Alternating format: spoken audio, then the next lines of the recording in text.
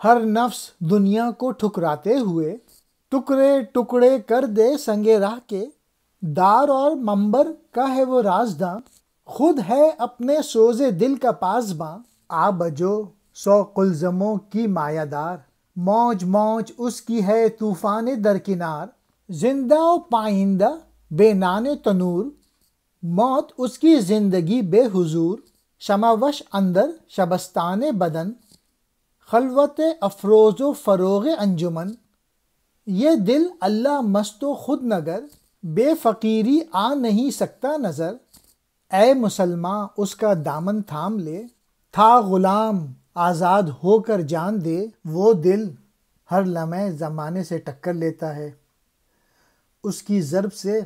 راستے کا پتھر بھی ریزہ ریزہ ہو کر رہ جاتا ہے، وہ منبر اور دار دونوں سے شناسا ہے، وہ اپنی آنکھ کا خود ہی رکھوالا ہے، وہ ایک ندی ہے مگر کئی سمندر اس کے ہمراہ ہوتے ہیں، اس کی لہر آنے والی طوفان کی خبر دیتی ہے، وہ تنور کی روٹی کے بغیر ہی زندہ اور پائندہ ہے، ہاں اس کی موت اس وقت واقع ہوتی ہے جب وہ حضور سے محروم ہو جاتا ہے، حضوری زندگی اور بے حضوری موت ہے، بدن کے محل میں اس کی حیثیت چراغ کی سی ہے، اس کی روشنی سے خلوت بھی منور ہے اور جلوت بھی درخشاں ہے، اس قسم کا خود نگر اللہ مست دل درویش کے بغیر ہاتھ آنا ممکن نہیں، اے جوان نسل ایسے صاحب دل کا دامن مضبوطی سے تھام لے، تیری پیدائش غلامی میں ہوئی، مر تو آزادی کی حالت میں، آشنا کہتے ہیں واقف کو، شناس کو، منبر کہتے ہیں واس کہنے کا زینہ، دار کہتے ہیں پھانسی کو،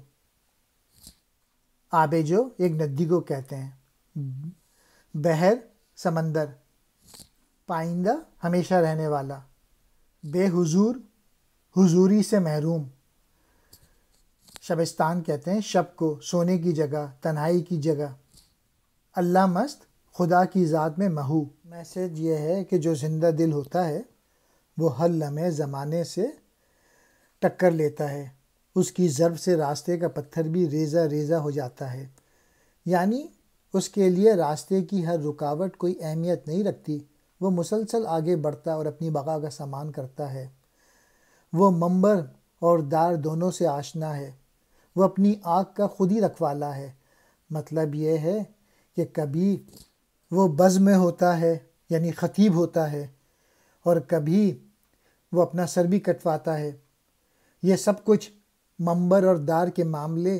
ان جذبے ہائے عشق کی بنا پر ہیں جس سے یہ دل سرشار ہوتا ہے، وہ گویا ایک ندی ہے لیکن اس کے اندر سمندروں کے سمندر سمائے ہوئے ہیں، اس کی لہر سے کسی طوفان کا پتہ چلتا ہے، دوسرے لفظوں میں ایسے دل کی گہرائی اور وسعت اور جوش اور جذبہ جو ہے وہ بے اندازہ ہوتا ہے، وہ دل زندہ تنور کی روٹی کھائے بغیر ہی زندہ اور پائندہ رہنے والا ہے، ہاں اس کی موت اس وقت واقع ہوتی ہے جب وہ بے حضور ہو جاتا ہے، اسے مادی ساز و سما یا شکم پروری کی ضرورت نہیں ہوتی، وہ خدا کے نور سے فیضیاب ہوتا ہے اور اس کے حضور میں رہتا ہے، یہی بات اس کی زندگی اور پائندگی کا باعث ہے، بدن کے تاریک محل کے اندر اس کی حیثیت چراغ کی سی ہے، اس کی روشنی سے انسان کی خلوت بھی منور ہے اور جلوت بھی، ایسے دل کی بدولت زندگی پر نور بن جاتی ہے، بصورت دیگر زندگی تاریکی میں ڈوبی رہتی ہے، اس قسم کا خود نگر اور خود مست دل درویشی کے بغیر ہاتھ لگنا ممکن نہیں، یہی ایک مرد درویش ہی دل کی حقیقت کو جانتا ہے پھر اسے پالتا ہے، گویا اس امر کے لیے درویشی اور اللہ مستی بنیادی ضرورت ہے، اے نوجوان نسل ایسے دل کا دامن مضبوطی سے تھام لے، تیری پیدائش غلامی میں ہوئی، مرا تو آزادی میں، گویا دل بیدار فاروقی، دل بیدار کراری، مس آدم کے حق میں کیمیا ہے دل کی بیداری۔